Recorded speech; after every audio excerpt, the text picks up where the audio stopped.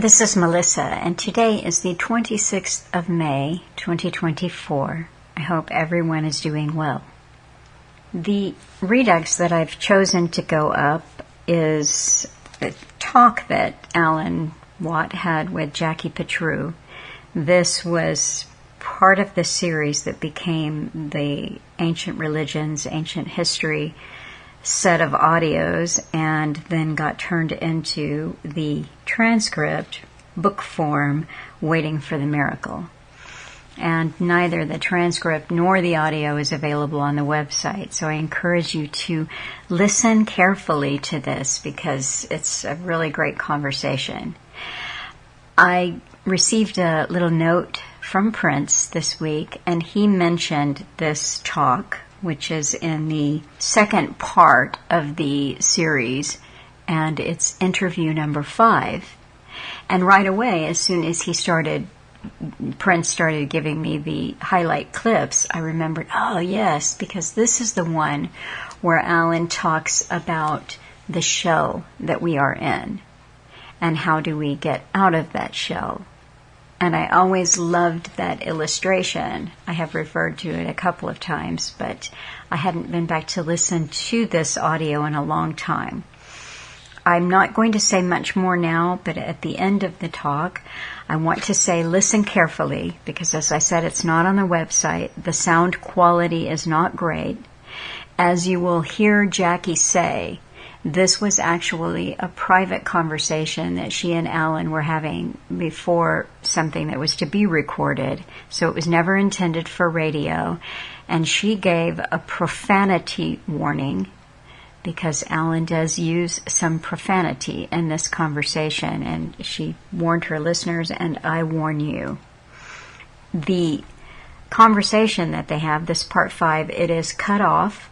And so rather than trying to splice together audio and whatnot, when I come back on at the end and speak, I'll just read you a little bit that will complete that when they spoke again as part 6.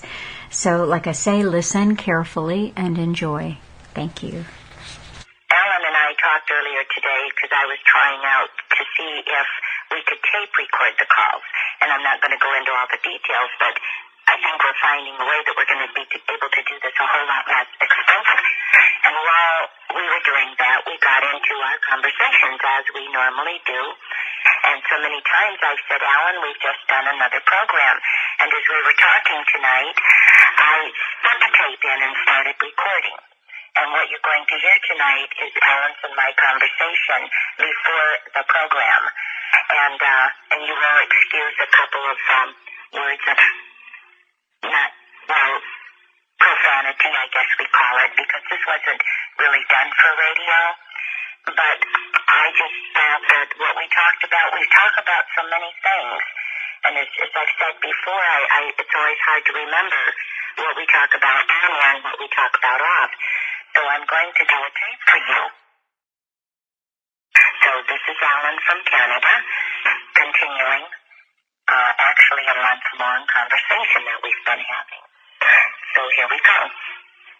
Theoristic fashion, because we're talking about the masters of war, you're talking about the masters of strategy of all time. They are the masters of education. They create the language which imprisons you. And any anthropology book will tell you the language itself must be limited in order to control a society. Yes. General anthropological knowledge. Well, you're not answering my question, though, my darling. It doesn't do it in the regular movement. Well, then what would a way be, Alan? Because, when you think about this, their whole hold over us, besides religion, besides the lies there, their hold over us is money. And everybody's going broke because of the taxes. And if they create gold and shove it out there, they're just going to change it. Then what is? Do you have any thoughts? Have to change the people. The people must change for the individual. This is a fight of socialism or communism or society against the individual. This is exactly where it is. Either socialism change people, but people have to stop buying into the system. Now, what do they do? It can only change, first of all, by recognizing that everything is a front. You know, everything you see is a front. Plato told you in so many words that everything in his day was a front. He was a front. They hired professional orators to open buildings and open the games in Greece and Rome. That's all these people could do, and they were sons and daughters of orators. They didn't even have to know what they were speaking about. They had teams of writers working for each person who was a front, including Plato. And it's no different from today. The heroes before are nothing but fronts. Your news anchor man sits and reads a dummy board that rotates on a screen in front of him. And it's all written by 25 people behind that one person you see. It's the same with every author you get. There's a book out there. It's written by a panel of people. Well, I hear what you're saying, and here's how is what you and I are doing, how is it going to change enough people? Because you're bringing home a reality to people which they've never had a chance to glimpse before. The individual must change to change anything. A movement is always created, always has been. That's how they used to call themselves cattle drivers. Driving is a very important word with them. They drive. And you drive things by creation, creating motion and conflict. You see? And we've always done it. In all of the Middle East, where all the kings and princes were related to the pharaoh. The same all over Europe. It was the people who were getting driven like cattle.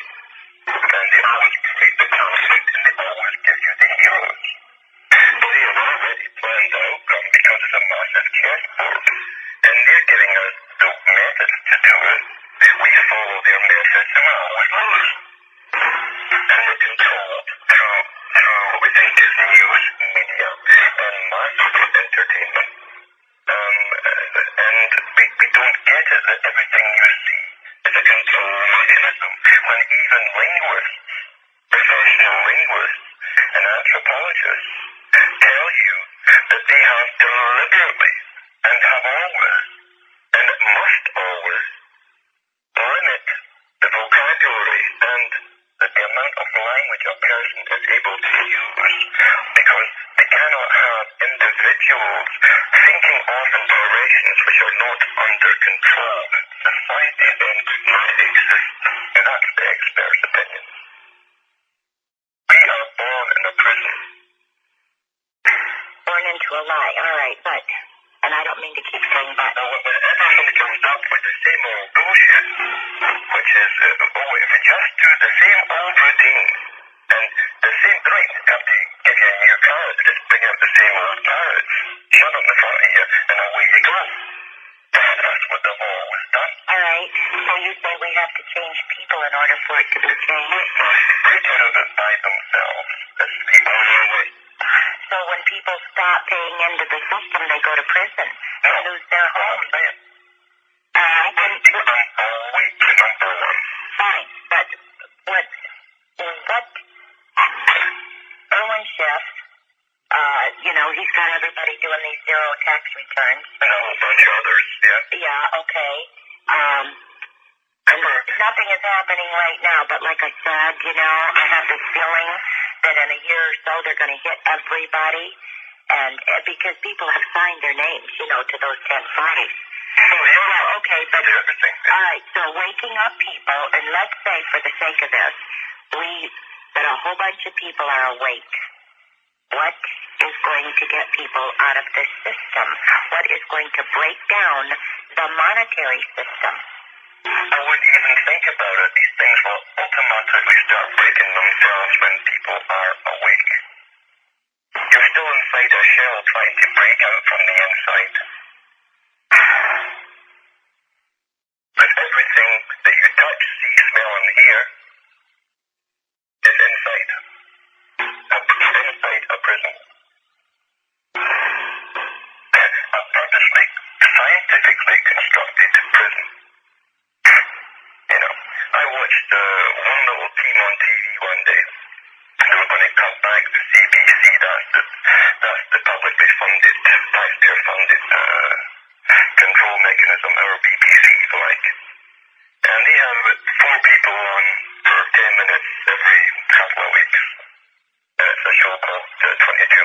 comedy. And they showed you the team that would get laid off with cutbacks just for this one 20-minute show per week. There was over 150 people behind them. Now, meanwhile, everybody's saying, well, like so-and-so and so-and-so, they are fantastic. You see? You don't realize the organization of everything that we get in 5-10-minute sequences, the amount of experts, each in their own field, that goes on behind the scenes.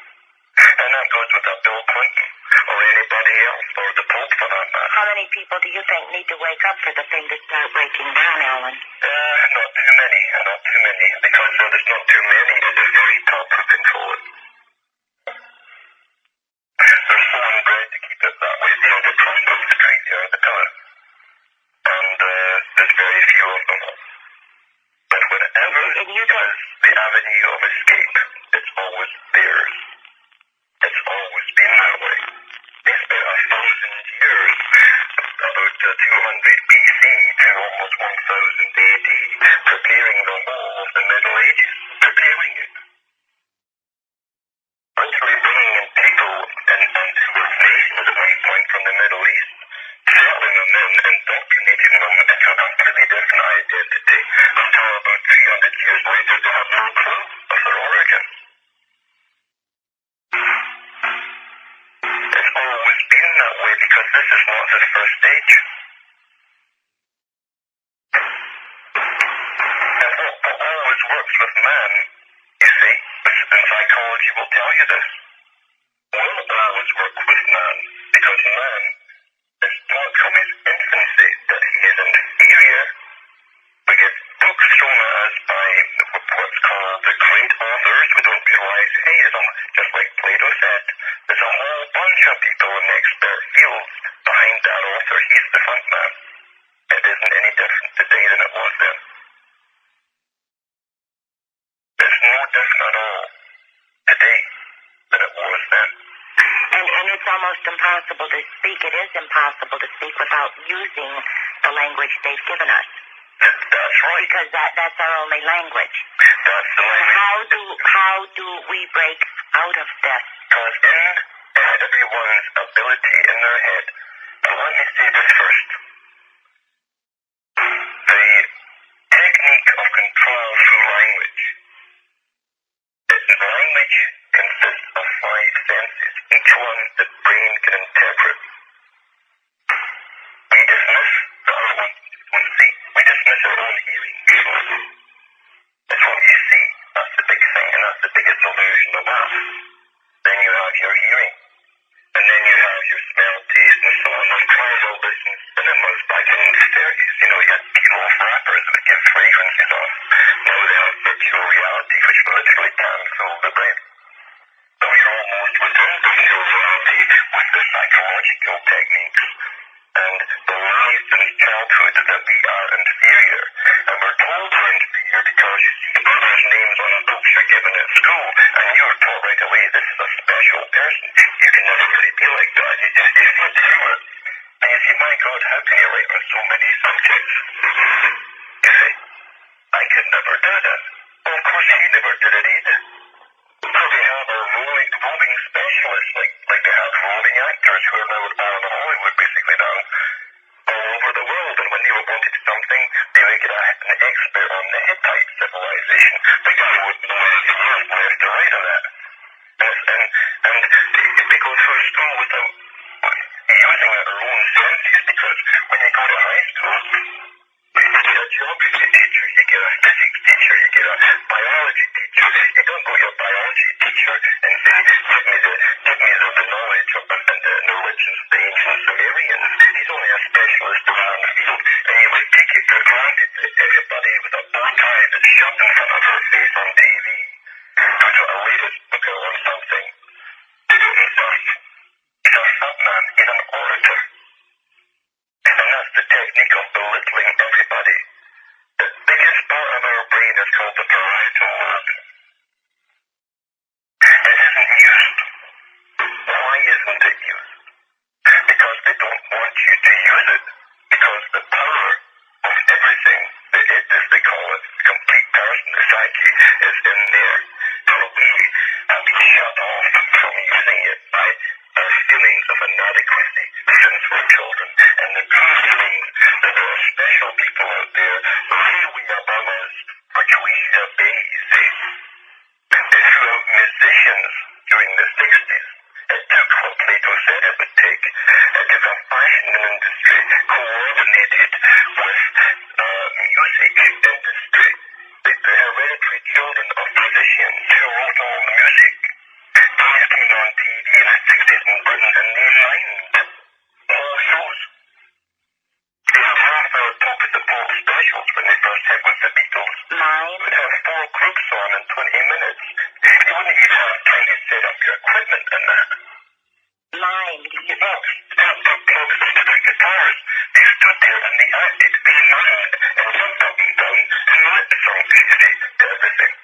And not one magazine to this day or one book has mentioned that fact. But it was their music, but it was pre-recorded, you mean? No, they never did it. They never wrote a damn thing in their life. The Beatles did their own music. God, no, they used, even when they did the New York thing, it was completely pre-taped. They called it a Swiss echo. When they got back to Britain, it was admitted. But they did it pre-recorded. No, they had the song on it, but only with somebody else's backing. As most of these guys get in session guitarists, guys who are professional guitarists. We had 2 number-1 hits in Britain with lots of videos out there in the late 60s by a group called Marmalade. After they had the second hit out, they had a program on the BBC. Not one of them could play the guitar. They couldn't play a note on it. They had simply bought session guitars and these guys just added their voices. The technician in the studio does all the rest of the work, and out comes the finished product. These stood on TV, just like the Beatles, just like the Stones and everybody else before them, and after them. They all looked like you see and jumped up and down. So everything is a front, and I knew that as a kid. I could see how come these good guys are playing electrical equipment, and there's no cable going from the guitars into anything. There's no sound comes out of them otherwise. And yet the whole media created the image of the people. Every kid is following them as a hero. People are buying guitars and wondering, how can I play like that, but these guys can? Well, they couldn't. And it's the same with every damn thing you look at, that we are brainwashed into believing is special. They're up there. Of course they're up there. They were picked out of lineups, most of them. I know some of the guys did it. Golden Stardust he had 3 hits in the 70s. He was a club singer. The son of club singers. The grandson of club singers. And he went to a lineup in addition. And he was 6 foot tall, exactly, dark-haired. He weighed about 145, 150 pounds. And he went into an audition, not with guys snorting dope, but guys with tweed suits on, and women with tweed suits on, in their late 40s. And he picked him out, and he showed him drawings that were done by artists, art panels. And they showed him what he was going to look like. They brought out the costume of one-piece leather suit. They showed him how to hold his microphone above almost his nose, and his hand up over his nose almost. A diamond bracelet on the right wrist. And then it says you'll sing this song, and then 2 months later it'll be this song, and then that one, and then that's you, you're out. And that's what happened. And that's how it's always been. It's a complete illusion. But every kid out there are presented with these heroes and heroines, and they show you sex and everything else, be good or be bad, whatever the message happens to be for the era they're in. And the kids think, oh, they're special people. They're special. I have nothing. They are special. What about the Spice Girls? Oh, God, for God's sake, do you really believe that? Do you really, do you see them? They've all had acting lessons and that's it. I had a woman in her 60s sing to the studio. I've been in studios. I'm in 60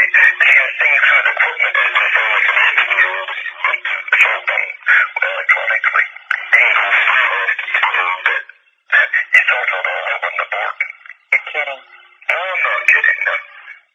I'm not kidding at all. Now, are they singing? They? Are the Spice Girls singing? Not when they're on TV, no. They're just miming. But, okay, do they pre-record stuff? But no, session, they don't play anything.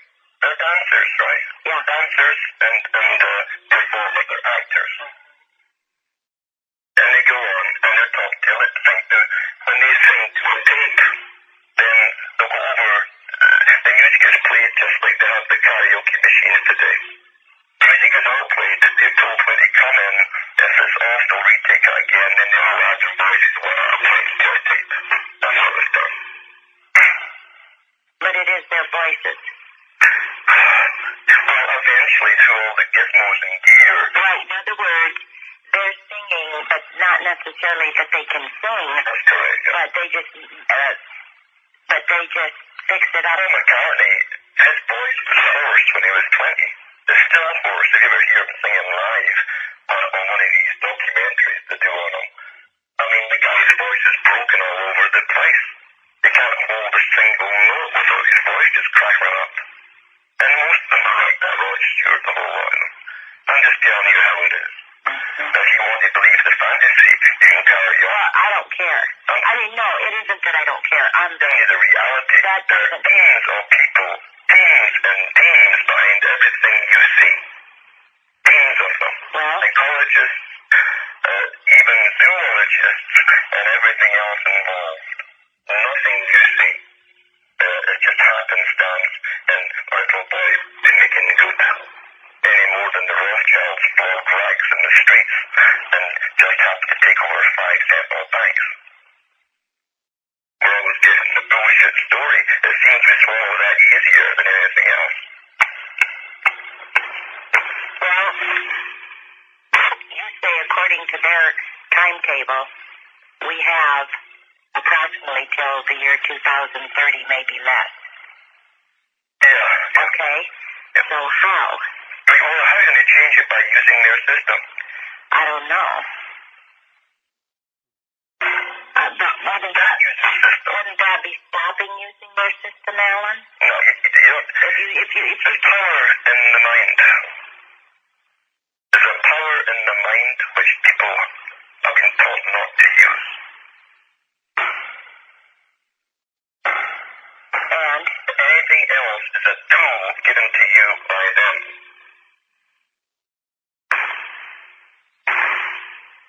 The answer is within people themselves.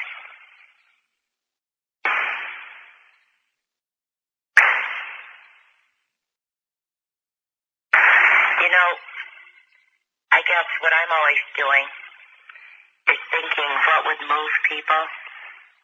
What would they use emotion to move people. But you cannot use emotion in this respect.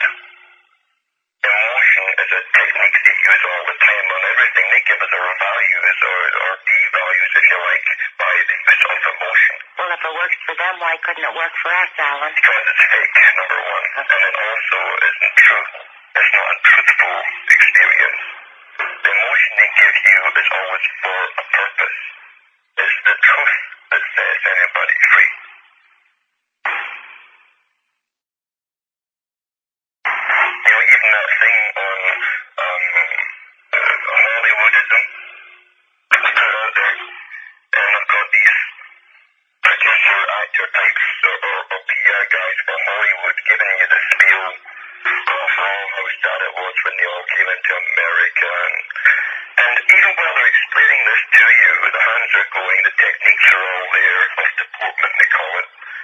They just taught to stand for hours and hours in front of mirrors, you know, for years, to get all these little actions. In front of at the same time. In front of mirrors, did you say? Yeah, they use mirrors just like ballet dancers.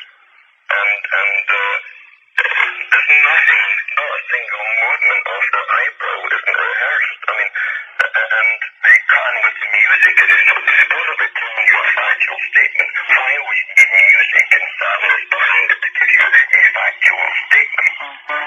They have every technique of indoctrination that's worked carefully out. There's nothing new about it. It's been done for thousands of years. And learned to work for thousands of years. the Christian give me your money guys giving you the same thing after but this bombacity for an hour of guilt. And then it's gone with music and he speaks over the music and everybody's crying and go the hands to the purses and so on. I mean, this is the same technique. It's one guy lying. The truth doesn't need any accompaniment. Have you ever sat around and thought about what would break down the money system that they've strapped us all into? Look, I wouldn't even think about the money. That will fall by itself if people wake up. I don't see how. No, because you're looking materialistically at everything. You're going round inside the shell. Inside the boxcar that's heading down the track. You're going where you go. And I move from one side to the other and one corner to the other. You're inside a shell. You go round it with your hands on the half of the shell. Anything you find has been put there for you. You got to think yourself out of the shell. You got to think out of it. You can only think out of it when you realize that everything that's been given to you is a lie. There is no great so-and-so. There's no Arthur C. Clarke that's a TV documenter and an author and a scientist at the same time. There are no great men out there that make you feel so small. They don't exist. There's bunches of them, huh? God, sure there are. Sure there are. I mean, Peter Mansbridge, he's our official biographer for the multi-millionaires that run this country. Now he has access to them. He has the proper name too, Peter Newman. So sorry, Peter Newman is a very proper name with him now. Naziman, Newman. Newman. Just like our main TV guy for the news is a Mansbridge, the Bishop Man. And who just got awarded, by the way, for being the most trusted newscaster in Canada. What's his name? Peter Mansbridge. Mansbridge. The most believable, he got most believable newscaster in Canada. Oh, Why would they have to give him his medals for that, Right. And then Newman, who's the author of the Magnets, was a slip in his book, but he has panels of people who come and do the books for him. That's the building the one on the Boston. He goes around giving lectures, everybody goes thinking, my God, what a brain this man has. It's bullshit, he's a performer. He's an orator. He's presented to the public. As I say, he was through high school. Did you ever meet a geography teacher that could give you a lecture in physics and a lecture in something completely different? The same acoustically. Any more than these guys can. Just like the music industry. Where they get a bunch of actors and, pay them a fee in advance. They don't have a contract. They swear to secrecy for life or it's broken. Do you have any children? No. So you don't have any grandchildren that you're concerned, not that you're not concerned, but I guess when we have those children and grandchildren, that's what my thought is and my hope is that something could be changed so that they would have a chance. Sure, and you can change them by yourself. You can change them by saying exactly to them what I'm saying to you. The truth to them. I guess I can't see in my mind what is going to happen. It seems like... Because you're looking for a concrete, normal, tried-before method. That's why it won't work. Well, this has never been tried before on a grand scale. No. And, of course, the whole lie of illusion is to make you think it doesn't exist. They give you delusion to tell you the illusion is real. They make you feel small. Your parents will do the same thing. And the great thing with the working class is talk about your doctor. Oh, what an intelligent man that is. What's intelligence got to do with being a doctor? He went through a higher education than they could ever have seen. And that's how they were rationalized by their parents before them. They're very, very international people.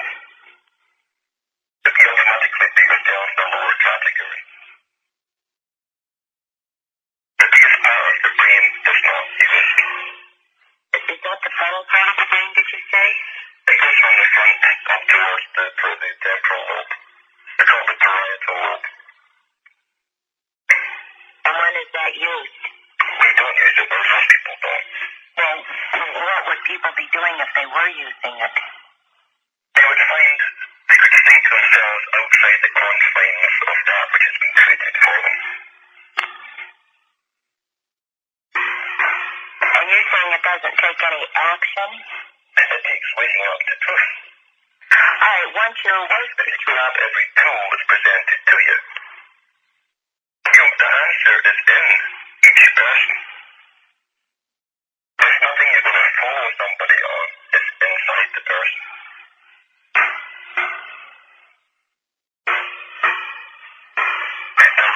The physiologists, anthropologists, and sociologists, and I'm not talking about the itsy-bitsy piddly little books they hand out for first, second, and third years here. I'm talking about the advanced ones. When they say that they must, a society can only exist when language itself is limited. Because it's necessary to control people for society. Plural is a tool for individuals. It's an order. You see, we don't stop to think, well, whose order or why the blade is it an order to begin with? And all the anthropologists and the linguists and so on at the top are working for the order who are well paid. if people went back to bartering? Bartering certainly is a definite help in any event. It's the only really difference there is. Well, and this is what I'm doing right here. Okay, I'm going to admit I'm inside the shell. We have property taxes. Sure. If we don't pay them, we lose our home. Yeah, see, you do. If you don't have the money to pay them, you lose your home. Yeah. So, with all my higher thinking, If each person is awake, they can only wake up one more person. You see, now there's two of you. Once there's enough of you, and once you know what law is, which you don't have to study once you understand language and the illusion of power around you, these people can't stand. and I talked to that listener that called me today. We got talking about this stuff, and she said, I wonder how many of us it would take, Jackie, thinking this way. I said, I don't know. I go back to that thing, with Bill Gates, just to make a point that if people would just open their minds to possibility, and I got thinking about it, I don't think there was another person in that whole state that was working on this. They all thought it was doomed. And I said, I wonder, was this just a confirmation from me, or was this my being open and said, because I know it, I didn't know we were going to get him on the ballot. I just said it could happen. And we don't have to know how it could happen. I just knew it could. And I've wondered, is it possible? Just recently I've wondered this. Is it possible? And I knew that so clearly, without any doubt, that that's why it happened. Was the thinking of one person enough to have had that happen? What do you think? Personally, if they were his men, then it was guaranteed to get on anyway. They weren't his men. And no, Alan, they weren't his men. He wasn't part of it. All right? Yeah. Hell, he wasn't even around. You never knew where he was. This was going on in Chicago. I mean, in Illinois. And he didn't give two shits. He wasn't out there to win. He was just out there to get us all sucked in and spend our money and follow a false leader. What I'm saying is that the way it happened at a meeting, these were just average people who were getting together, and this black minister came in. Somebody asked him to come to the meeting. He had quite a large congregation, and he saw the platform, and everybody, of course, was lauding Bill Bright, and he said, I'm going to get my people out here and see if we can't get some signatures. And then John Justice, who was a businessman, who's very naive, I think he probably, I don't know, whatever. He's just naive. But anyway, he put up 50 cents a signature. He told Rev Reverend Mitchell. If you can get your people out there, I'll pay 50 cents a signature. And fighting all of this. They went out there and did it. Yeah. That's my only point. It happened at the 11th hour. Listen, when you're doing that, do you realize that they've already got umpteen different other plans in effect? Honey, that's not my point. NAFTA has already been... I know. The point isn't that we got him on the ballot. I mean, I was spinning my wheels like everybody else was, Alan. I'm talking about... What I was talking about is the fact that it happened. It can be made to thread, but again, yeah. It only happened, by the way, it only happened in a few states. Yeah. Very few states. Again, and Illinois was a big one. Yeah. It's communication, because if you can't get it out to the few, and it's going to be a scattered few. If you can't get it out, that's why they own communication. There's no way that they need a little hole in the shell that you're going to stretch out when your arm was, But do you hear what I'm saying? Yeah. I mean, I'm going back to, you said the answer is within all of us. Sure. And we have a power in our mind that people don't realize and recognize. And my point is, yeah, if you stop using it in the traditional methods that they put forth for you, how can you change a system which they created in the first? What I hear from everybody is it's not realistic to believe this could happen. It's, like my friend I told you, and she said, I believe in God. Yes, I believe that all things are possible, but it isn't realistic. And that's what I'm talking about, is not being realistic. Not saying, okay, I know what it looks like, and it's all futile, it's all hopeless. Go beyond what it looks like. Well, you're going to go beyond what they have given you. Well, what it looks like is what they've given us. That's right.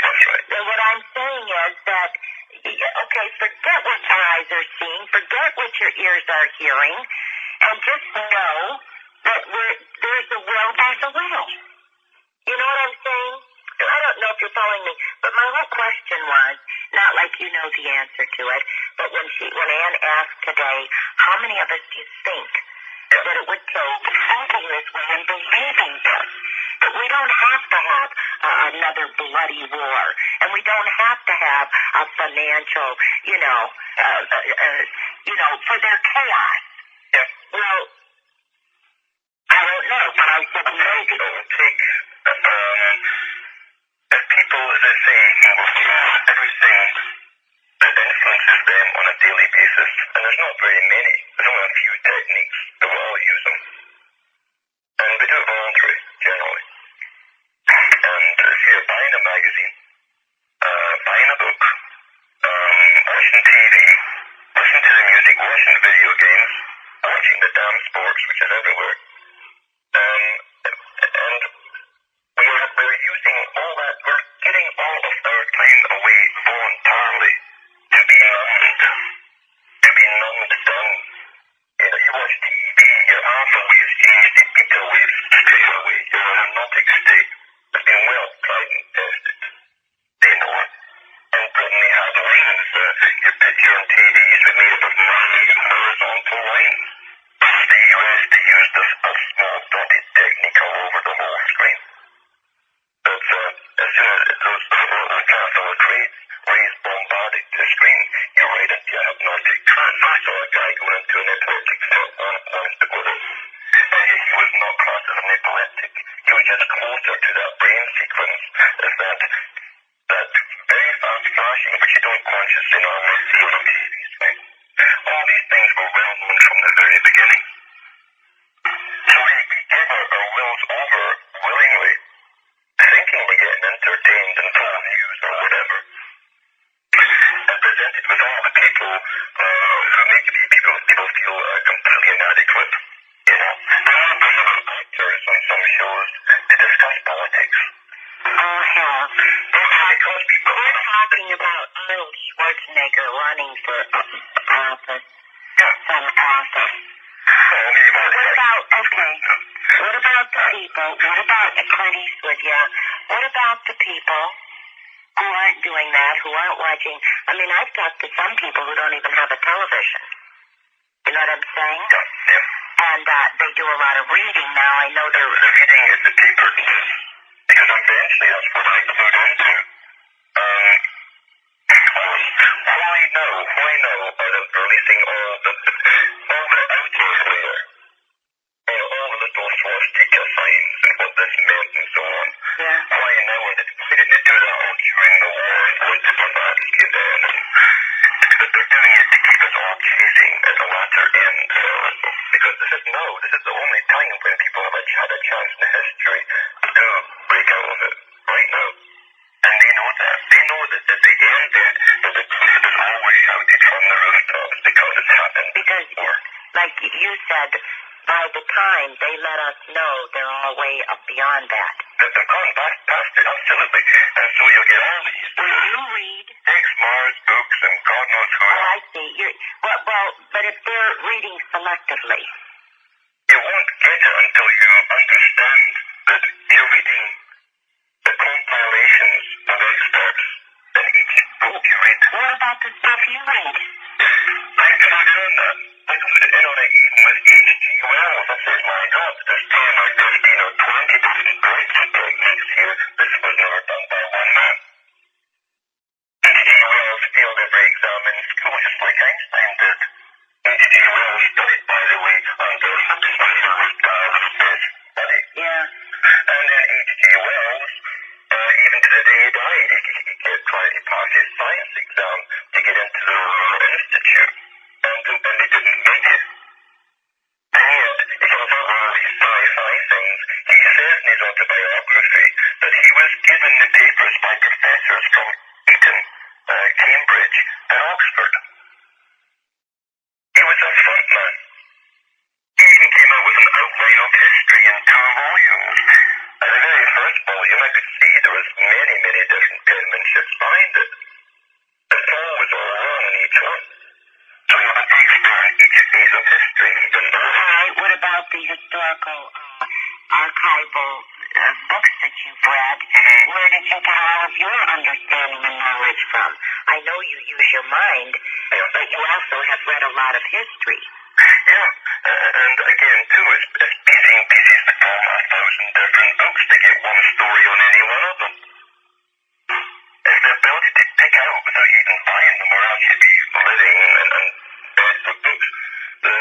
Why can't one person, for instance, if they have access to information, come out and give you the whole damn story in one book on one particular civilization? Why don't you write a book? Yeah, no, I'm not wasting my time on that.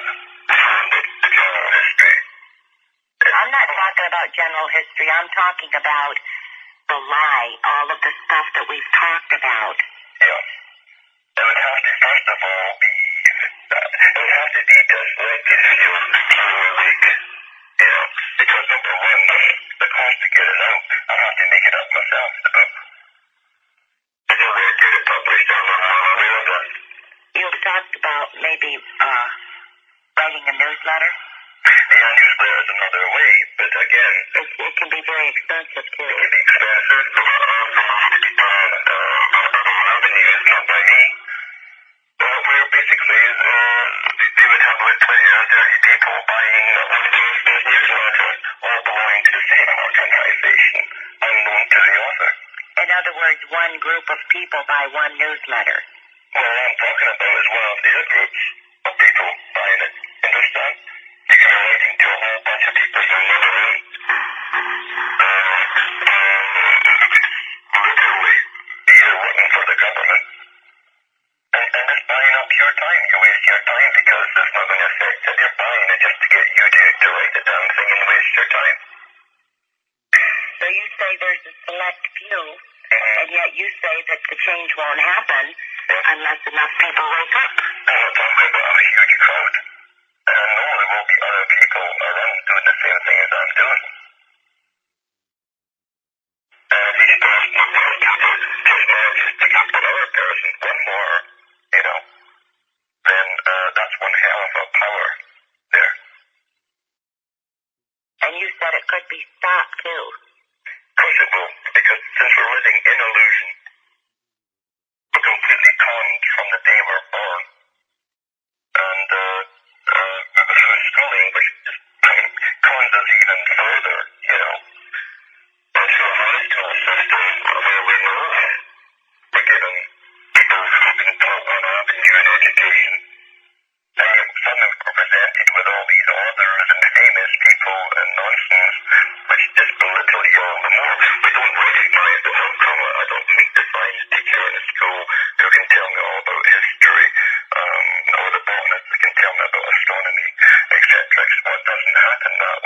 why. So when it doesn't happen in high schools and universities, why the hell do we so willingly believe that it happens everywhere else once you leave school? Professors that are going around lecturing on different subjects, completely different topics in different fields. Others doing the same damn thing. All right, well, you know how we've talked and I said I don't want to, I mean, to me, there's a lot of doom and gloom out there, Alan, and the truth isn't doom and gloom, but this gets depressing to me. And if it gets depressing to me, yeah. I mean, and I have a... Well, I would not dare to offer the standard techniques, which will never work. What do you mean? Standard techniques, just get a group together, just to get enough signatures and we can change it. That's never worked in the past, it'll never work again. You've already snuck another law coming in under a different name, under treaties or whatever, and you're snookered again. I mean, no, that's, they've got 1,000 ways of diverting people by handing them the tools. Well, how do you see in your mind?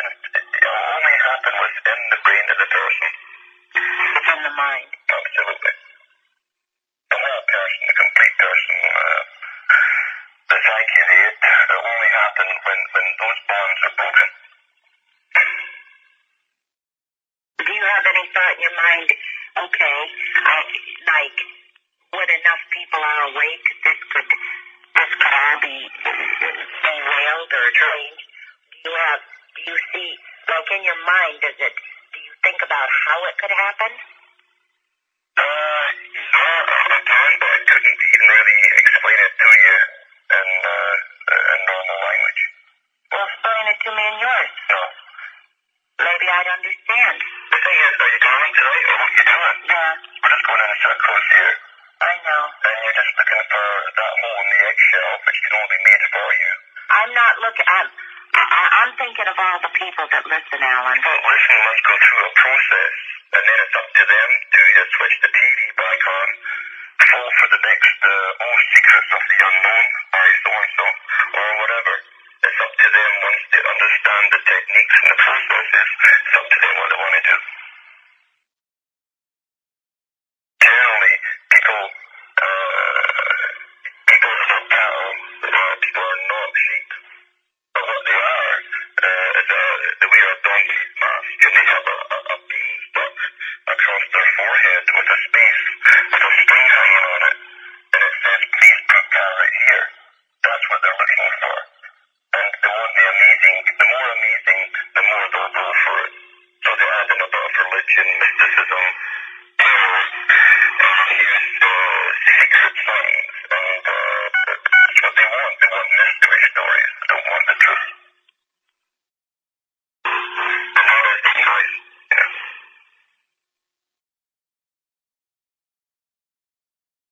But the truth's inside them. I believe that. I believe the truth is within all of us. I know that. I know that it is. But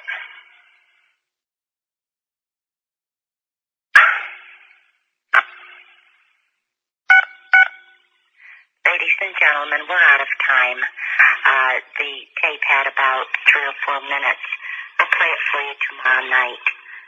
Thank you for joining us tonight. Alan didn't speak that much about his music career, and people would write from time to time and they'd want to hear more, and they'd love it when he would share those stories. And sometimes they would email, and Alan would say, this is a distraction, and the reason that I don't speak about it is because it is a distraction. But there was something else to that reticence, and I think that we just got a little bit of that in the conversation that he had with Jackie. He did mention there, if you were listening, he gave an Alvin Stardust story and a couple of other stories about people in the music industry and how stars were promoted. And he said, I knew these people, or I knew, so he knew the story that he was telling. He knew about it. And also in this talk, what he's trying to tell Jackie is that we are born into an elaborate system of illusion. And that a big part of how this system works and is designed to work is to make you feel that you are nothing. You're not special. These people are special. Your musicians, your actors, your newscasters, your journalists, your news anchors, your politicians. These are special people. As Alan would sometimes say, they came from special wombs. So I think that was part of the reason why he didn't go into any kind of great depth with his music career, because he understood how that business worked. That to skyrocket up to the top, you would have to be chosen for that rocketing in your career.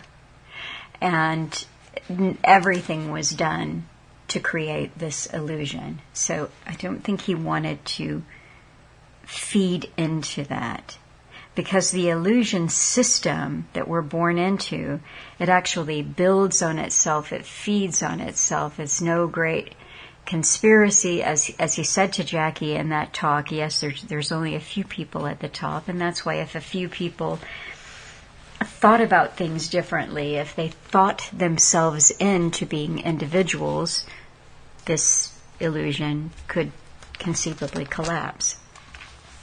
One of the other things that he mentioned here, or Jackie actually said, well, according to your timeline, we've got till about 2030. And there was something that I just wanted to quickly mention about that. Alan talks about the brain chip again in this segment. And yes, his studies, his research made him think that we were on a pretty tight timeline. And that was one of the reasons he said, hey, I don't want to talk about the music industry as a distraction. Right now, big things are at stake. I want to stay focused on that. Sometimes there is a sensation that can happen when we who put across information for you are not careful in the way that comes across, that it can cause a lot of fear in the listener. Okay, we've only got till 2030. They've got all this high-tech warfare that they do on us, and mind control, and brain chip, and like I was saying earlier in something I put out, 5G and voice to skull, and all of these things can become quite frightening. What I'm saying is focus on Alan's solution is to break through the illusion and to really be able to think for yourself, not be overcome by fear. And my own experience is that when you get that far in the journey or the process, that fear that I had initially going into it just went away. It subsided. So please, I'm saying, don't, if you hear things like, well, it's all over by 2030, don't let that paralyze you. I don't want to contribute to distraction, but Alan's conversation with Jackie here got me thinking about some Hollywood stories. So I'm going to back up to interview 3 that they had. And Alan was talking to Jackie about entertainment and how sex was used, and they knew back to the Egyptian dances, the dances of the 7 veils, just how much skin they were going to expose. Alan is conveying to Jackie the system of illusion, the masters of illusion. They've had thousands of years to perfect the art of illusion. And he's telling her what happens in entertainment. And he said, psychology has always been used to entertain the people who enter in. Tain, he said, comes from tin. It's the same word, really, tin, meaning a shell or to cover. And Jackie said, that's why they call it Tinseltown? And Alan said, Tinseltown is a facade. It's a Western facade. It's just a front, like everything else, and it looks real, but in reality there's nothing behind the street. But it's what you see that seems real, because it all comes from amazement. The word amazement comes from Mizraim, which is the old name for Egypt. You went to be amazed in Egypt. And Jackie said that's why in the New World Order the entertainers and the athletes will be so highly paid. And she says will be, but they are so highly paid. Alan said, oh yes, because acting is, like Plato said, and this is what we must understand. The people who moved into Hollywood, the holy wood, and there are no hollies there, like the hollyberry. By the way, it's literally the Hollywood, the holy wood, the magic wand. The people who moved in there were not poor refugees fleeing Europe. They were extremely wealthy people who came there from New York, and then 6 of them, of course, for the 6 points of their star, moved into San Francisco and Los Angeles, California. California, of course, is just a new caliph, which means a ruler from India. That's what they called them, caliph. That came up again, as you heard, Alan's comment about Rothschild. They weren't just rag collectors who saved up their money and then became international bankers. And he mentioned Hollywoodism, and again, this idea that they have presented themselves as Eastern Europeans who just made good. So again, this is in interview 3, which you did not hear. They continue on, and Alan is talking about the cattle and programming the cattle and so forth. And he said in their movie, Hollywoodism, now Hollywoodism was a documentary. So he said, where they boasted quite openly that they created American culture, which is quite correct. They did. They said that people, when they went to see a movie on the big screen, saw figures which were larger than life, and once again, you're back into the giants. These giants impress the values onto the little people that watch. So nothing is new under the sun. The same techniques are in play, and unfortunately, entertainment is very addictive. Everybody loves a good movie. Then he goes on to explain how carefully crafted the movies are to leave you with certain impressions, something for the women, something for the men. And he talks about the use of sex, and that what you were seeing would have, 10 years ago, and this again is somewhere between 1998 and 2000, would have been called soft porn, and now they have the whole world watching soft porn, and it gets harder and harder all the time. Alan said the goal will be pure sex. I have no doubt whatsoever about that. And Jackie said, we wind up in an animal state. Alan said, more than just that. It's well known that sexual abuse, and every psychologist and psychiatrist knows this, that people who suffer from sexual abuse from a very early age have a retarded growth to the frontal lobes of the brain near the frontal cortex. On either side of the cortex, you have what you call the parietal lobes, and that's called the silent area. That silent area is the biggest part of your brain, but at the frontal lobes there is a slowing down, a retardation of growth in people who are heavily involved in sexual abuse when they're children. Sexual abuse does not have to be physical even. There is much more psychological sexual abuse thrown out there. We watch it every day. We call that entertainment. Alan goes on to say how this is deliberate. And if you try to put it down, if you try to stop it, they cry freedom of speech. We can't have censorship. And he says, yet in Hollywoodism, which was based on the Neil Gabler book, An Empire of Their Own, How the Jews Invented Hollywood. This is from 1989. They boast quite plainly and openly about creating the culture, quite openly. And they can't help it because they're very pompous and arrogant. So they talk a bit more of that, but after Alan spoke quite a bit about that book and about the documentary that was made by the CBC in Canada, he talks about the professional actors and how they're trained and how every motion, how every movement is practiced. And that comes up again in interview 5, which you just listened to. He said, "You'll see the children's programs today, they all have their sons and daughters starting off about 5 years old who are already trained." He's talking about intergenerational actors. They're already trained in the art of acting, which is the art of illusion. Before I get into the meat of what I picked up in interview 5, I just wanted to mention that in interview 4, Alan had a conversation with Jackie about Zionism, and the difference between Scion, S-C-I-O-N, and Zion, Z-I-O-N.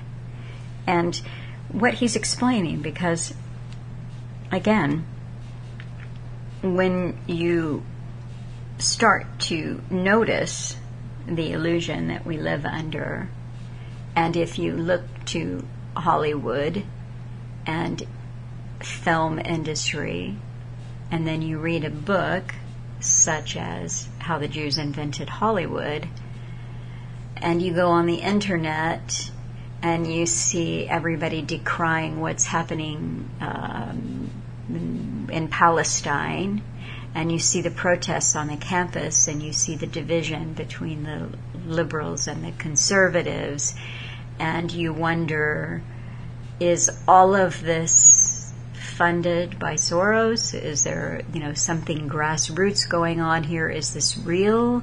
And this has gone on for decades. Why now has it reached a fever pitch of anti-Semitism? And you ask questions. And Alan was saying all groups are used. And in some detail, he talks about how the Jewish people have been used down through time. And he talks about even what are the Jewish people? Who are they? I'm simply pointing that out to say Alan has told us about thinking and thinking for ourselves. And it's just a cautionary that there are paths of inquiry and question that you can go down that have been laid on for you. Because if they didn't want you talking in a negative fashion about Israel or Zionism, that would be shut down. You see? It is performing a useful function. That's why it exists. So if you go into that and start waving your fist, there may be a lot that you are missing, but you have definitely gone into an area and are behaving, usually with emotional prompts, in a way that has been put out there for you, laid on for you, so to speak. What Alan talked about in part 5, he talks about the only way to get out of this. Hey, Jackie keeps saying, well, how do we deprogram? How do we get past the mind control and the programming? And it goes, it's kind of round and round with Alan. And I think hence the profanity. He's trying to maybe cut through a little bit of her circular thinking now and again. And he said, they've got to break out of it by themselves. It's the only way. And it reminded me of some Hollywood stories that I experienced. And so I thought I would share a couple of those with you. The first was when I was newly arrived in Tinseltown. And a friend had a friend. Well, I should back up and say I wasn't making enough money. I was just kind of barely surviving as a young person in Hollywood, trying to piece together a living and keep myself in my little apartment. And a friend told me that she had a friend who had a high-end furniture store, and it was mostly geared towards interior designers and decorators, but the public did come in, and he needed help. He needed help with inventory and then a little bit on the showroom floor, kind of helping out with sales. And I said, well, okay. So I went and met the friend's friend, and he said, sure. And he proceeded to train me on what he needed me to do. And I would come in and work on the showroom floor, and if somebody happened to come in and they had a question about a piece of furniture or an accessory, then I, armed with what he told me that was or something about it, I would help the person. Well, one day, Arnold Schwarzenegger and his wife Maria came into the store, and there was really no one else in this little shop except for me and Arnold and his wife. And I just said, help yourself, look around. If you have any questions, ask me. But the interesting thing that I observed about him was that he wanted a lot of attention, right? So it's he and his wife and me in the store, and he wanted my attention. And I think there was just something, he just noticed that I wasn't blown away that he was there. So he started to ask me some questions, a couple of questions about furniture. And I just got this sense that Maria thought, oh, there goes Arnold again, try to flirt with a young woman. But she wandered off and went to look at something else. And so Arnold's saying, what's this? What's that? What's this? I'm not an actor. I can't do imitations. But anyway, at one point, he picked up what I knew was a very heavy wooden barrel, because I had actually moved it at one point. And he said, what is this? And I said, well, it's an Afghan from Afghanistan wooden barrel that they use in part of the yogurt making process, and they can turn yogurt into butter with that. So at this point, to show off his muscles, he picked up the entire barrel, put it over his head so that his head was inside, and then he took this big sniff and he lifted the barrel up again, and he said, I can smell the yogurt, So he just did these silly things for the 20 minutes or so that they were in the store, I guess, to try to keep my attention engaged. And then he and his wife left. So that's my Arnold Schwarzenegger story. Then eventually I represented writers, and so this is where the art of illusion comes in. I had a team of comedy writers, and I helped them get a job on an improv comedy show. And I went to visit them one day in their writer's room. And it was a huge room, but it was wall to wall, those notebooks, the black notebooks that are like, the spine is 3 and 4 inches. And they were just surrounded by these. And so they were explaining to me the writing process on the show, that this is improv. It's improvisation. So the public is told that this is just all, the sketch comedians are just shooting from the hip. They just get up and whatever comes into their head, they say it.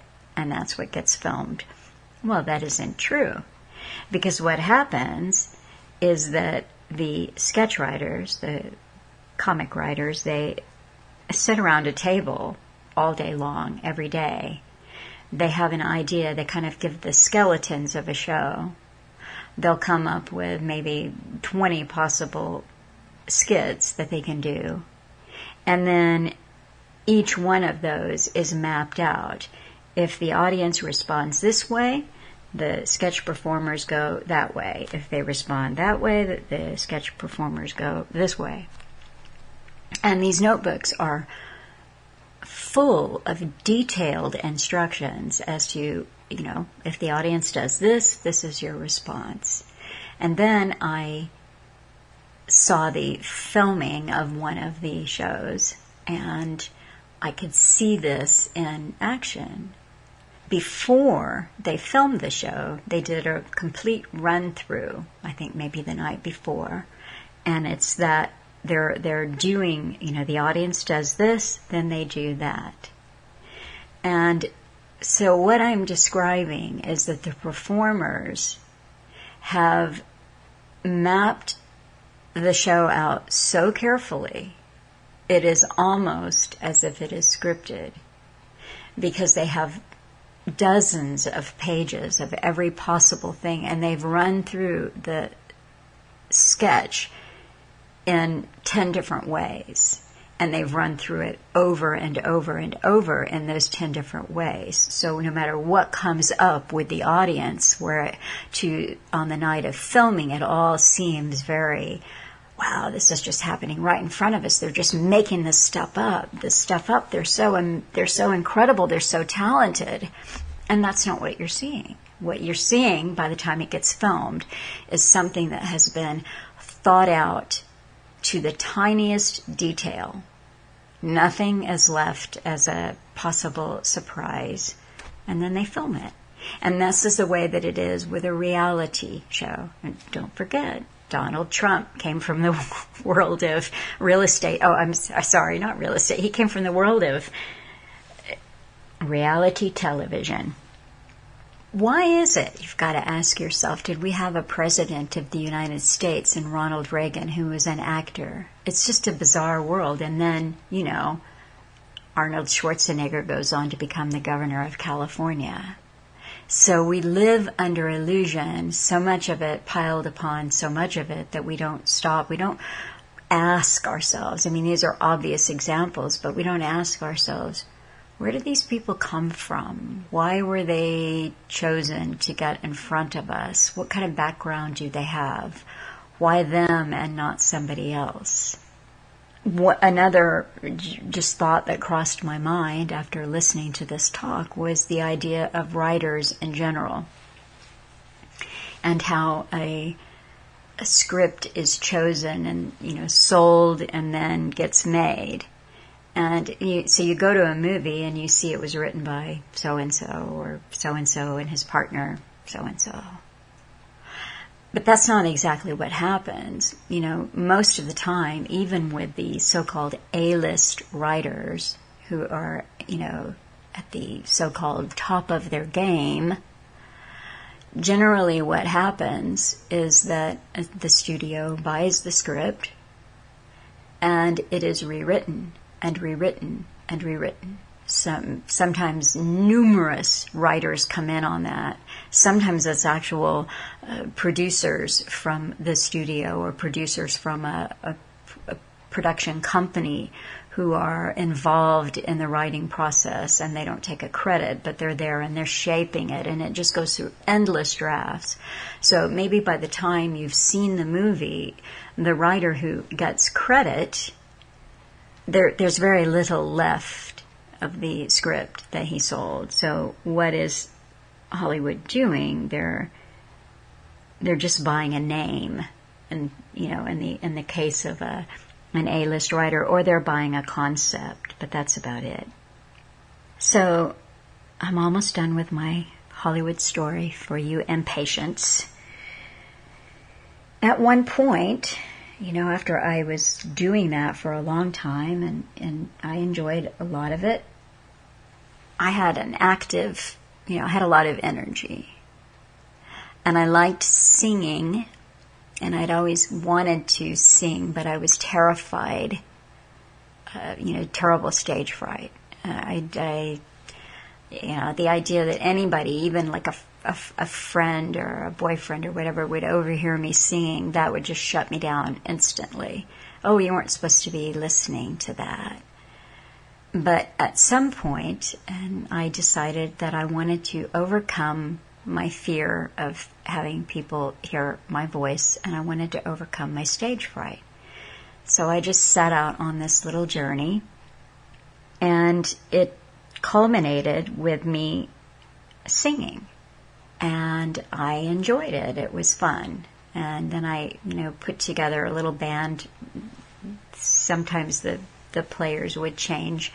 I did a few shows, and this was just kind of like a hobby thing, So I had a drummer and a keyboardist and an upright bass player. But I liked music from the 1930s, particularly. And obscure things. I would do a lot of research and dredge up things that, hadn't been covered in 75 years. And that's kind of what I did. And I liked the history of it. Why did they write the song? Who were they? And, that kind of thing. So I did that. And then after and mostly it's just my friends. I'm like, oh, hey, everybody come. I'm going to do this show. And I did that, and there was somebody who came who was a friend of a friend who had a radio show in L.A. And he said, well, that was really good. I want to get you down and do a show. So I thought that was really cool.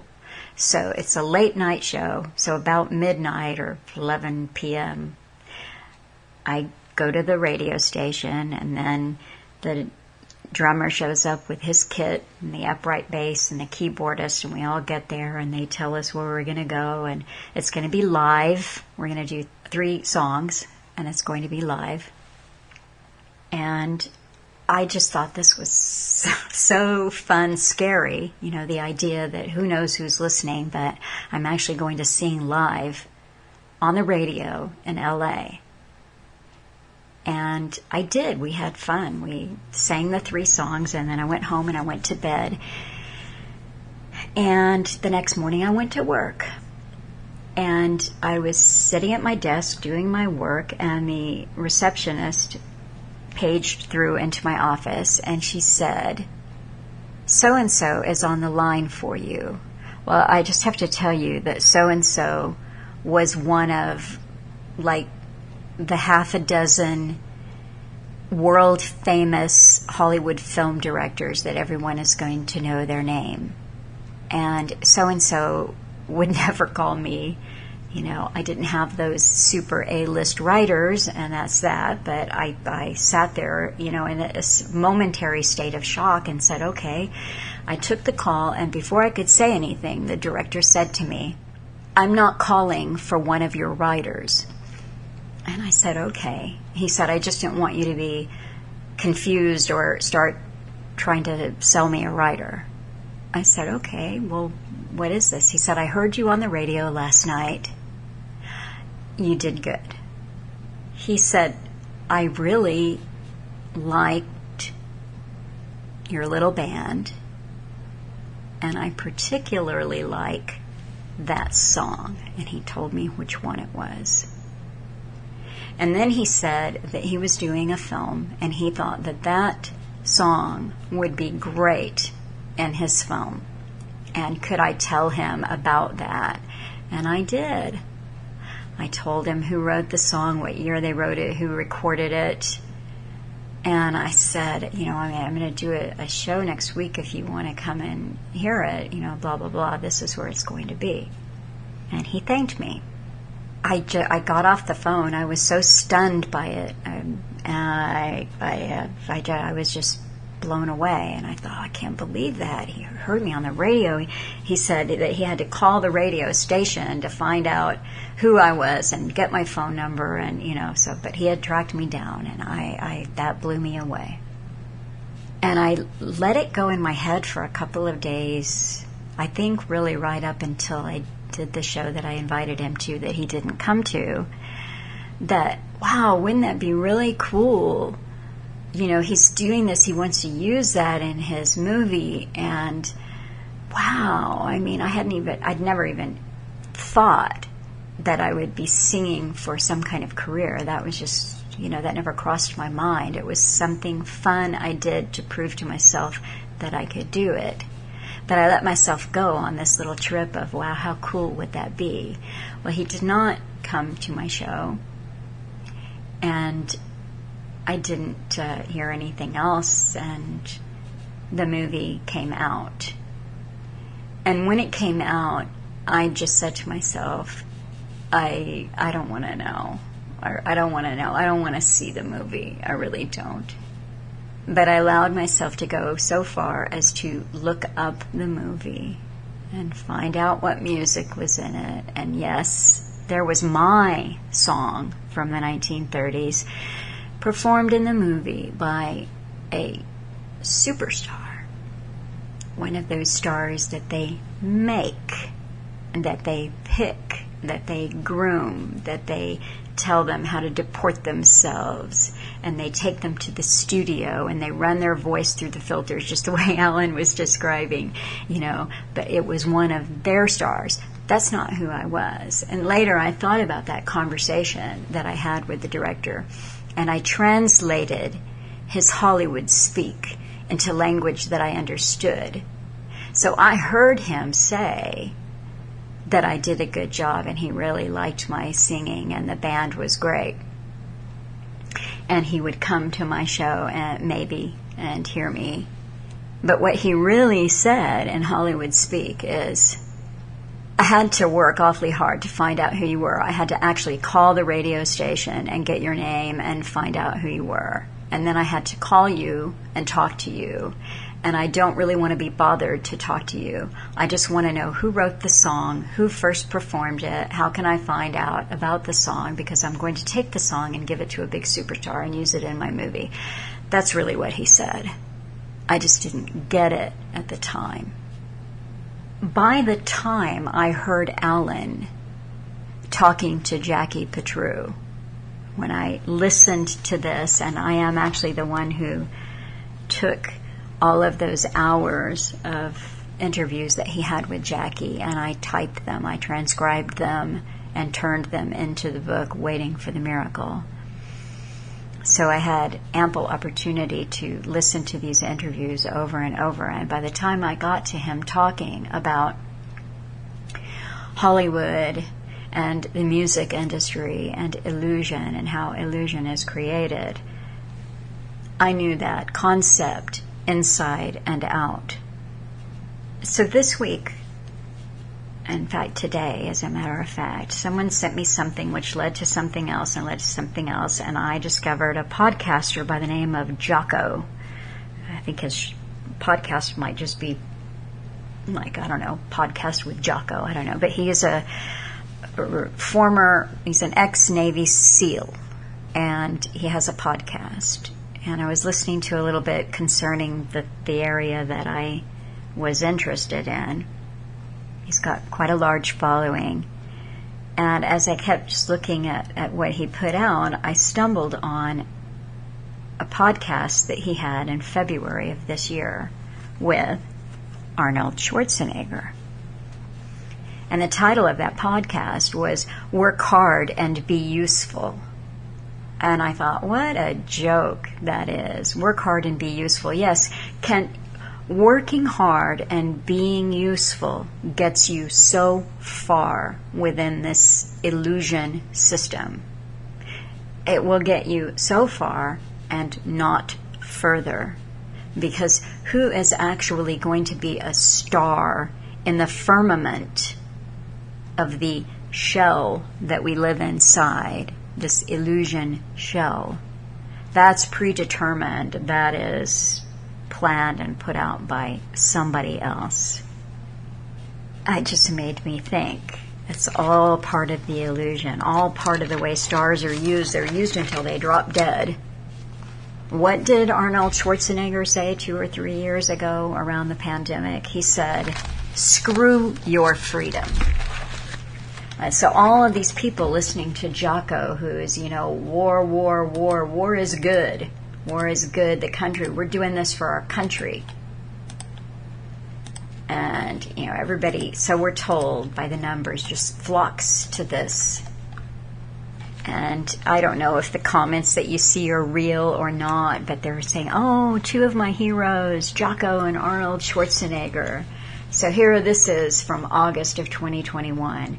Arnold Schwarzenegger isn't mincing words when calling out, my freedom is being kind of disturbed here. No, screw your freedom, Schwarzenegger said. You have the freedom as you're supposed to protect your fellow Americans around you. So this is how stars are used. What else did I see this week? I saw that the International Criminal Court wants to file arrest warrants for Benjamin Netanyahu and the head of the Hamas, Gaza's leader, the three top Hamas officials, Gaza's leader Yahya Sinwar, the political chief Haniya, and al-Masri, the leader of Hamas's armed wing. So who was the panel of experts that advised the ICC? Because that's what they said. A panel of experts, and you saw this in all the papers, a panel of experts in international law convened by the prosecutor of the International Criminal Court have recommended arrest warrants for Netanyahu and somebody else in Israel whose name I don't have in front of me. Well, there are actually only 8 experts on this panel. 6 of them are legal experts, and 2 of them are academic experts. And they seem to all come out of Britain, which is kind of interesting because I would think that the ICC might want to hear from people in different parts of the world. But one of the legal experts, one of the 6, her name is Amal Clooney, and she is an international human rights attorney, and she just happens to be the wife of the actor George Clooney, and they have been married for 10 years. She is Lebanese British, and she and George Clooney are involved in a lot of different liberal charities and political fundraising for Democratic leaders, etc., etc. And there's a huge uproar right now because it's like, well, what does George Clooney think about his wife saying that the head of state of Israel should be arrested, and how is this going to affect his career, and so forth and so on. And there was a big party a couple of nights ago that George Clooney was supposed to attend with his wife for Joe Biden, and he didn't go. What does it mean that he wasn't there? And I saw something else in the news, which is that the G7 is going to be meeting next month. The G7 is the group of 7, and this is from UK's Independent newspaper. It said G7 officials make progress, but no final deal on money for Ukraine from frozen Russian assets. So they're saying that all of these frozen Russian assets should be released immediately and given to Ukraine. It says U.S. Treasury Secretary Janet Yellen is pushing for borrowing against the future interest income from the frozen assets, and that would mean that Ukraine could be given as much as $50 billion immediately. That's just borrowing against the interest, right? $50 billion immediately. But again, there is another Hollywood scandal involving George Clooney and Joe Biden, because evidently Switzerland wants to host a peace summit. They're hosting a peace summit immediately following the G7 meeting, and they did it right on the tails, and so that it's very easy for everyone who is at G7 to just jet right over to the peace summit. And this is going to answer some questions about Russia, Ukraine, and what can we do? Can there be, Putin has said, well, if he can hold on to all the land that he's gained, well, he doesn't mind negotiating a ceasefire. Well, Biden's people have said they don't think he's going to be at the peace summit because he's got to jet back really fast to Hollywood to go to a big important fundraiser where, George Clooney will be. So what I'm trying to show you is that you have an illusion that is all-encompassing. This is the system. This is what Alan was trying to tell Jackie was the system. And he said the parietal lobe, the language is not just something that is written or something that is said. Let me see if I can get here to that little bit. He said, I said I would tell you what happened at the end of part 5 when they got cut off and they went into part 6.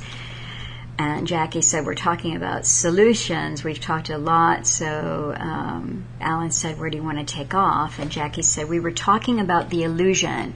And we were talking about what can people do. And you said, anything that's ever been tried has been tried within their system. And it's always been their game. And that it's your belief that trying to do it from within their system is not going to work. And that you said the answers are within us. And that is what Alan said over and over in section 5, in interview 5. He said, it's in everyone's ability, in their head. Let me say this first. The technique of control is through language. Language consists of 5 senses. Each one the brain can interpret. We dismiss the other ones. We dismiss our own hearing. It's what we see that's the big thing, and that's the biggest illusion of all. Then you have your hearing, and you have your smell, taste, and so on. He said they tried all this in the cinemas back in the 1930s. They had peel-off wrappers that would give fragrances. Now they have virtual reality, which can literally fool the brain. But we're almost within virtual reality with the psychological techniques and the lies since childhood that we are inferior. And we're told that we're inferior because you see others' names on the books that you're given at school, and you're taught right away at school, this is a special person, and you can never really be like that. And you flip through it and you think, my God, how did they write on so many subjects? And he said the biggest part of our brain is called the parietal lobe, and it isn't used. And we're now in that place where everything is visual, and Hollywood and the various other mediums, Hollywood is visual more than anything else. Yes, there's sound in it, but it's a visual medium. And he said this is the biggest lie of all, the easiest one to trick you. And I have mentioned recently a couple of times the movie Golem. And that is an important one to get a hold of and see if you want to see what has always been known about the power of the moving picture, the power of the visual. And now we have the visual that dominates social media, little bitty things that are sent in threads. So often what you see is just a picture, and then people comment back and forth on that picture. And what Alan was saying is that it's all in your own mind to overcome this. And he told me early on, when you start to break through the illusion, your brain functions differently. And I have discovered that to be the truth. Many people said, well, Alan didn't give solutions. He did. He did. Break through into your own individuality. That is where freedom lies. Jackie kept going back to the money system. He said, all that takes care of itself. I've had a little bit of back and forth on some social media that I had an opportunity to participate in this week, and there were some people there that were very keen on Black's Law and maritime versus all of the different kinds of law that, the U.S. isn't, it's a corporation, et cetera, et cetera. And it's like, no. All of this is put out there for us to trap you forever and to think that you are somehow solving the problem, when the answer lies with you and the full use of your own brain, which is achievable. I did not want to distract with the Hollywood stories, nor do I want to impress you with the name dropping. What I want to show you is I was part of the illusion-making business, and I fell victim to the illusion making business. I saw that for myself, how it worked, how stars are made, and it gave me something to think about. Oh, I see. And if you can keep telling yourself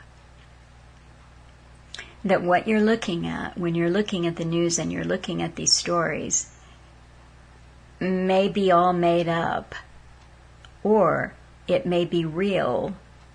I mean, these things may be really happening, but it's part of the illusion that is created for us. And as Alan stressed so heavily in part 5, the key to the illusion is making you feel small. He never thought that any of us were small. He thought we all mattered, and we do. So I'm hoping that this was helpful for you. Just one more quick thing. On the Telegram CTTM Book Club channel, chat room, I saw that someone had posted something that the Russian ambassador to South Africa wrote a couple of days ago. And it is quite interesting. His name, I believe, is Ilya Rogachev.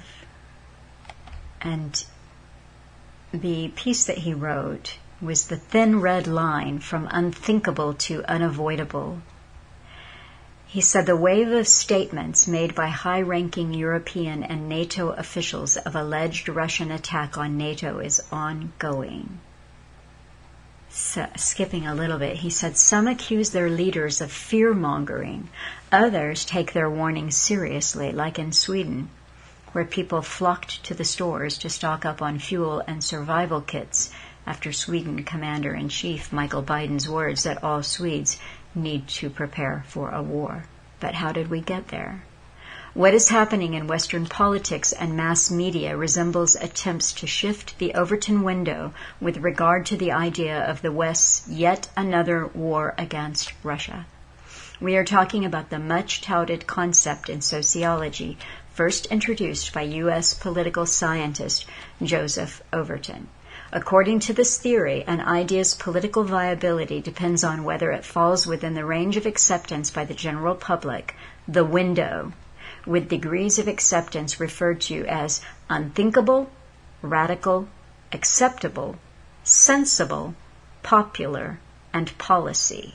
So you go all the way from this is unthinkable to it's now policy. One of the elements of Overton's concept is the hypothesis that the window can be deliberately shifted or expanded through manipulation of public opinion, like to make some initially unacceptable idea a new normality for the given society. We certainly do not claim scientific accuracy of this article and use the term Overton window for illustrative purposes only. However, scholars do not generally question the possibility of gradually imposing a major change on public opinion through small, often unnoticeable steps, aka creeping normality. The process can also be explained through the boiling frog metaphor. If a frog is put suddenly into boiling water, it will jump out. But if the frog is put in tepid water, which is then brought to a boil slowly, it will not perceive the danger and will be cooked to death.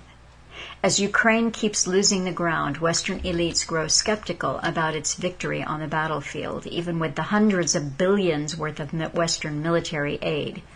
Yet, given how much Washington and Brussels had politically, financially, and militarily overcommitted themselves to the conflict, apparently they are more than reluctant to let Kyiv lose, insomuch as to consider putting their own troops on ground in Ukraine.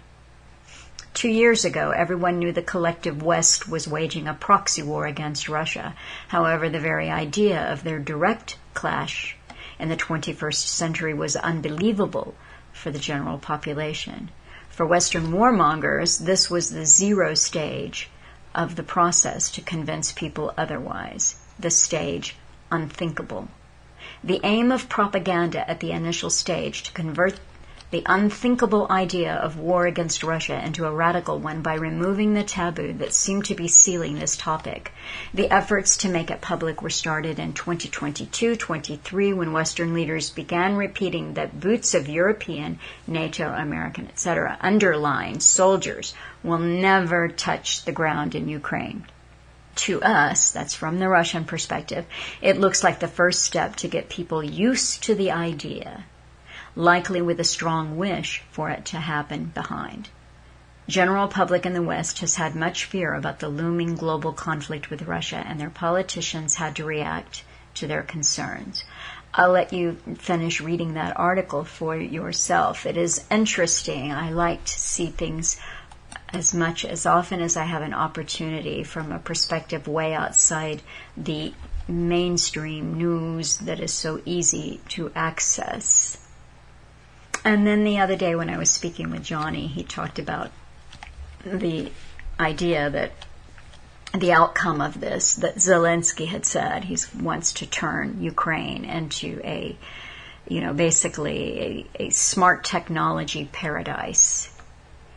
And this is an article from 2 days ago. Ukraine embraces smart grid technology for energy system overhaul with banking sector backing, as Ukraine embarks on a major overhaul of its energy infrastructure. Now just ask yourself the question. They're in this war with Russia. They're getting money from all over the West, and Germany is now going to be teaching Ukrainian in schools to make it easier for their something like more than 20,000 Ukrainian refugees to adapt to life in Germany. So, and other parts of Europe are being flooded with Ukrainians, and somehow Ukraine has the money to embark on a major overhaul of its energy infrastructure. The country's Ministry of Energy has endorsed a comprehensive roadmap for the development of intelligent power networks to integrate automation and digital advancements through the energy sector. The government has announced plans to employ smart technologies to rebuild facilities that suffered destruction in Russian strikes. Moreover, the adoption of microgrid technology is aimed to bolster the system's resilience to military disruption and natural calamities.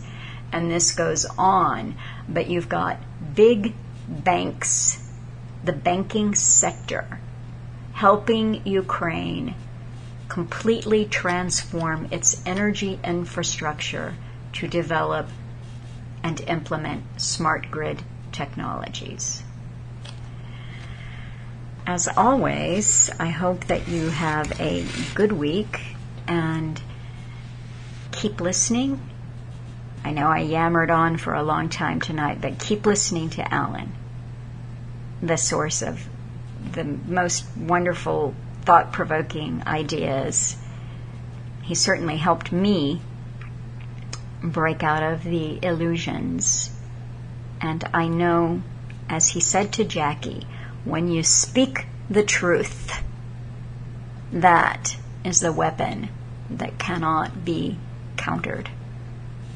Have a good week, and I'll see you later. Bye. Or as Arnold Schwarzenegger would say, I'll be back.